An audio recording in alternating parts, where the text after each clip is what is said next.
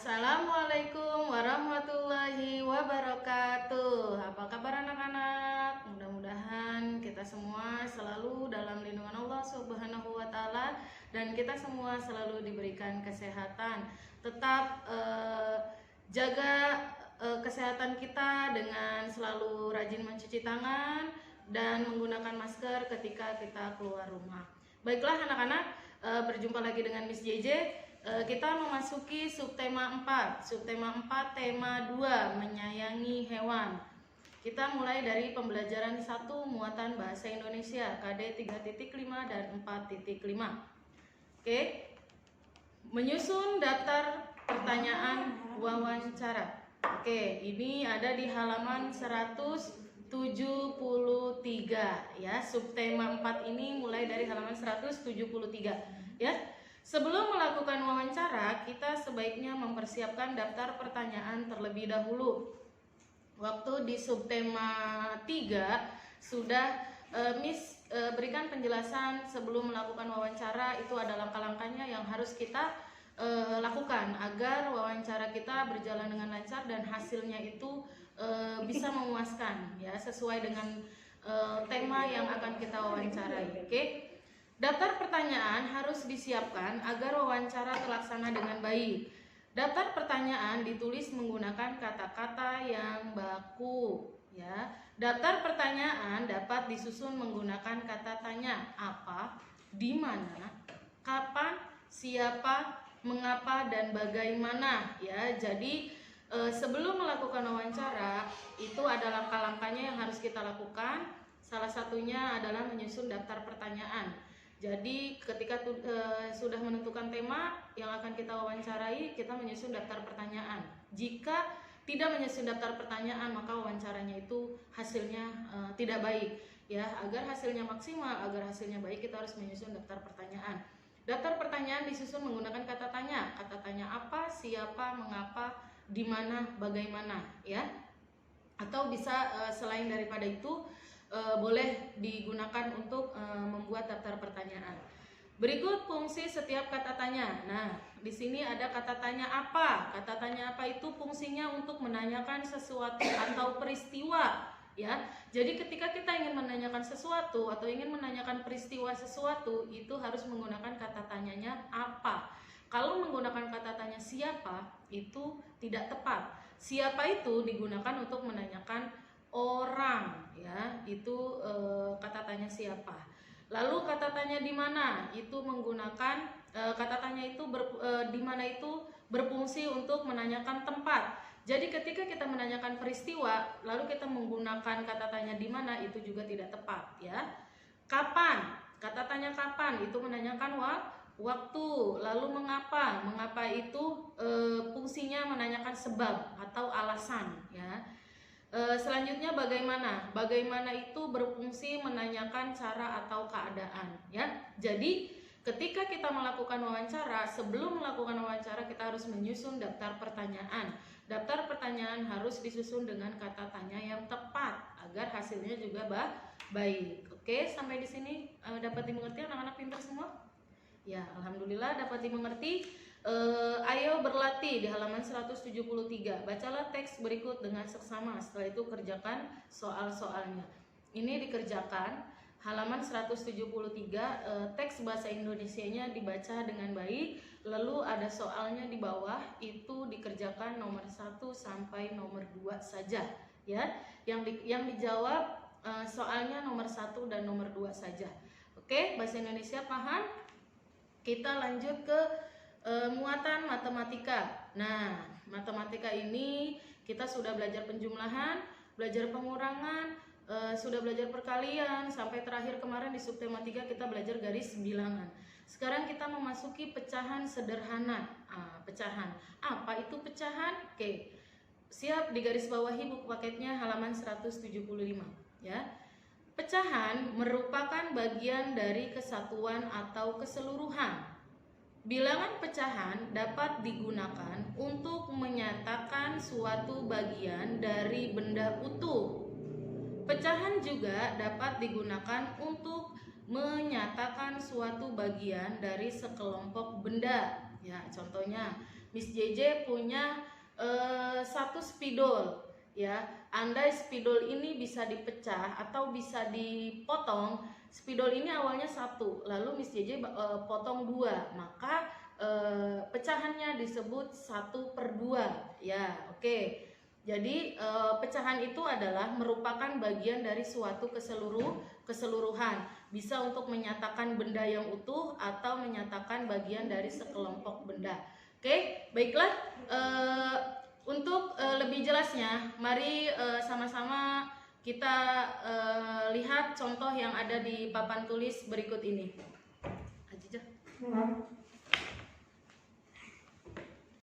Oke, baiklah anak-anak, perhatikan ke papan tulis.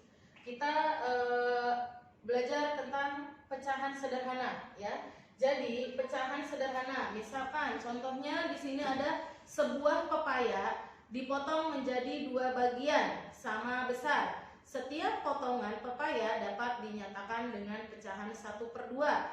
Ya, jadi satu buah pepaya dipotong menjadi 2, itu disebutnya 1/2. Ya, 1/2. Yang atas angka 1 ini disebutnya apa?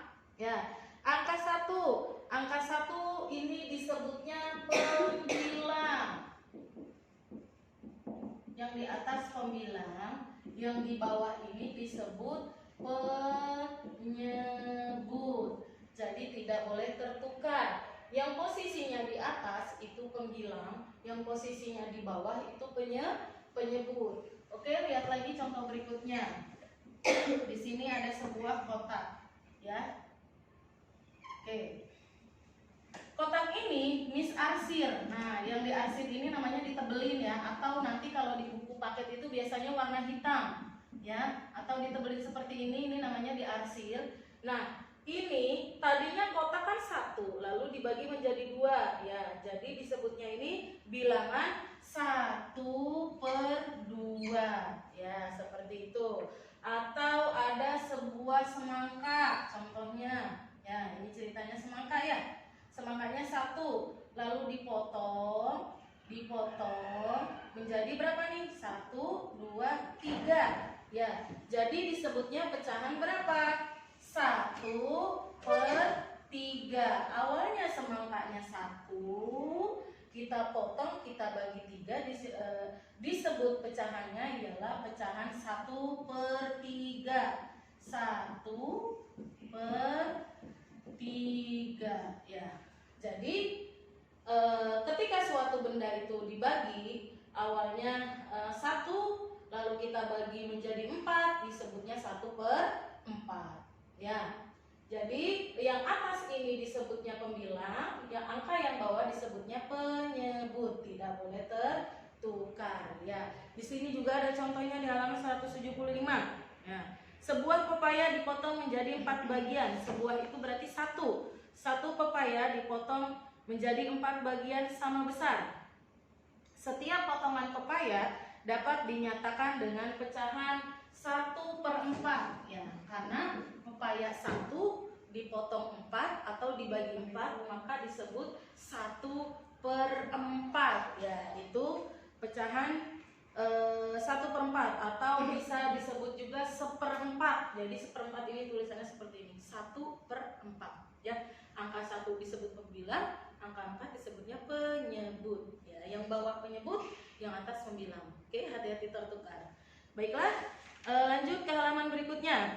Ya, di sini ada pecahan 1/2, 1/3, dan 1/4 dapat dinyatakan dalam bentuk gambar. Pecahan tersebut menyatakan besar bagian yang diarsir dari gambar utuh. Berikut contoh pecahan gambar 1/2. Nah, ini tadi sudah diarsir 1/2. Lalu ada pecahan 1/3.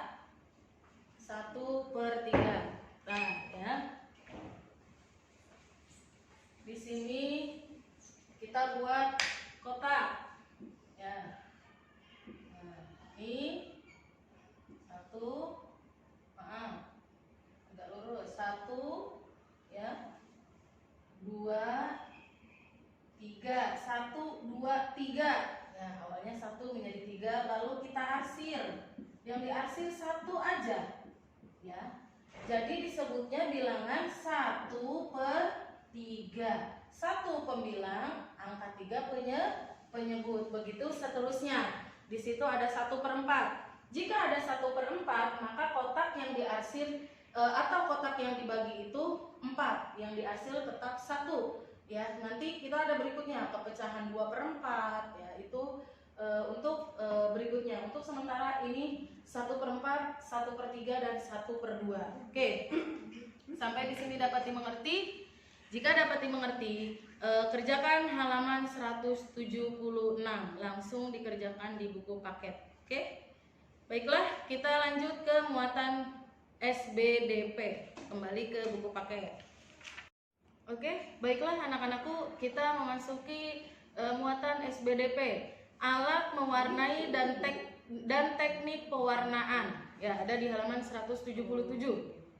Setelah membuat bentuk objek, langkah selanjutnya adalah mewarnai objek. Alat untuk mewarnai antara lain pensil warna, krayon, cat air, dan cat minyak. Ada beberapa teknik pewarnaan, yaitu teknik basah dan teknik kering. Teknik basah adalah mewarnai dengan menggunakan air atau minyak sebagai pencampur untuk warna. Pewarna yang digunakan dalam teknik basah antara lain cat air dan cat minyak. Alat bantu yang digunakan yaitu kuas dan palet. Sementara teknik kering adalah mewarnai dengan langsung menggoreskan pewarna. Pewarna yang digunakan contohnya pensil warna dan krayon. Mewarnai juga dapat dilakukan dengan teknik potong. Teknik tersebut menggunakan kertas warna-warni untuk mewarnai objek gambar. Caranya dengan menyobek atau menggunting kertas warna yang sudah disesuaikan dengan warna objek. Setelah itu, potongan kertas warna ditempelkan pada objek gambar sampai seluruh objek gambar tertutupi kertas warna. Jadi ada alat mewarnai dan ada teknik pewarnaan. Alat mewarnai itu ada pensil warna, ada krayon, ada cat air, ada cat minyak dan lain sebagainya. Ya, sebelum kita melakukan teknik mewarnai atau teknik pewarnaan, kita harus menyiapkan objeknya dulu atau gambarnya dulu. Gambar apa yang akan kita warnai, ya? Atau gambar apa yang akan kita nanti berikan cat warna. Ya, di sini ada teknik pewarnaan, ada teknik basah dan ada teknik kering. Ya, teknik basah itu antara lain bisa menggunakan cat air atau cat minyak.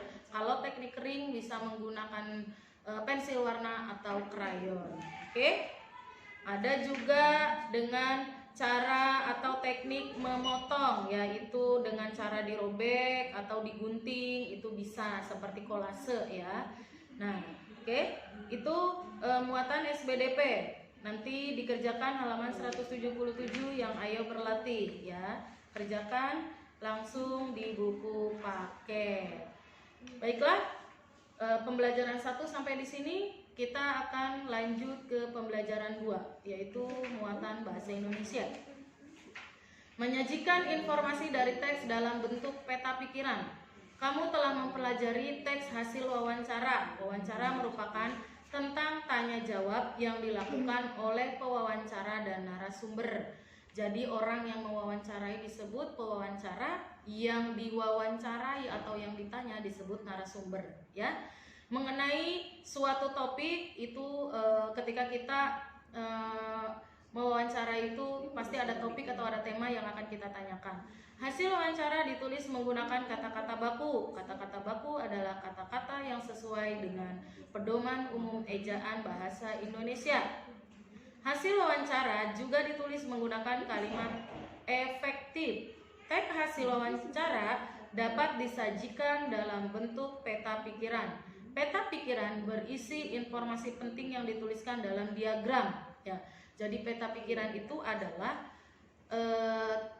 peta pikiran itu berisi informasi penting dari suatu teks yang kita baca. Apa sih yang penting-penting? Itu kita tulis dalam bentuk diagram atau dalam bentuk garis atau di kotak, itu bisa ditulis yang informasi-informasi pentingnya. Ya. Baiklah, lanjut ke muatan PPKN. Manfaat berbagi peran dan melakukan kegiatan di rumah.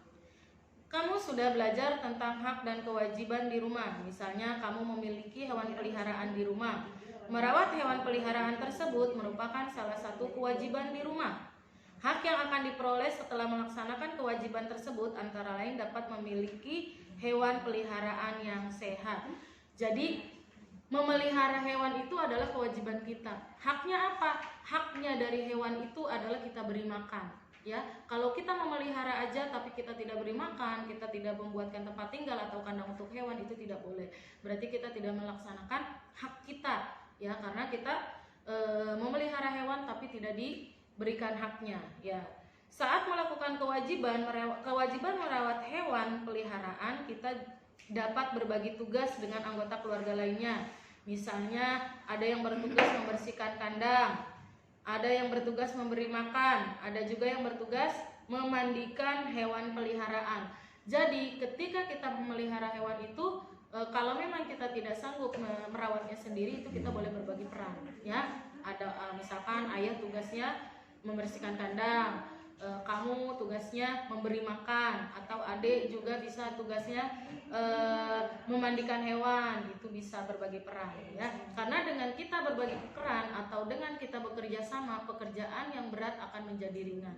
Di sini ada manfaat yang kita peroleh dengan kita bekerja sama membagi peran dalam suatu kegiatan.